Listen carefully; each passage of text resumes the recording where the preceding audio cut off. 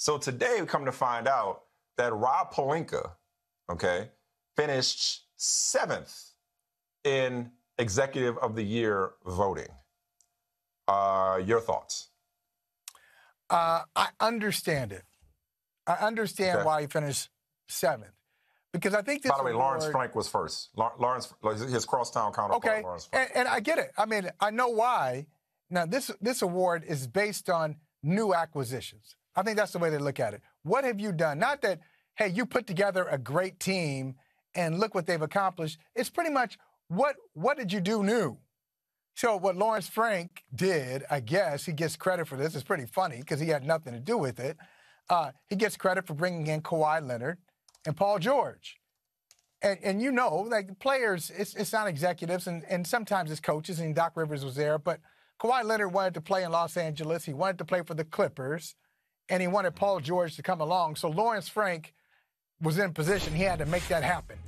Basically, follow the instructions of your players. Mm-hmm. And so for Rob Pelinka, LeBron James was not a new acquisition. Anthony Davis was not a new acquisition. Right. Rajon Rondo was not a new acquisition. Neither was Kentavious Caldwell-Pope. I mean, it's like some of these parts that have made Los Angeles a great team on the verge of winning the championship. It's not new, so I can see why they did it. It's kind of wrong-headed, but that if you follow that logic, you understand why Lawrence Frank got it. Well, it's not just that. I mean, it's the LeBron factor.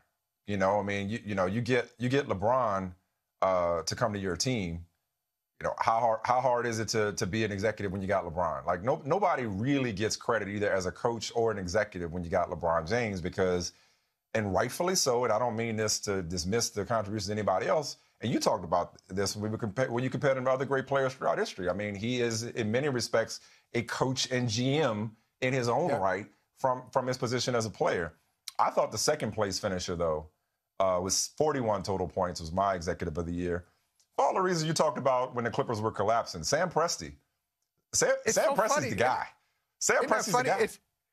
Isn't it like it's two different approaches? So the first place winner got the award over the guy that he traded with. Right. The guy that some would say that fleeced him.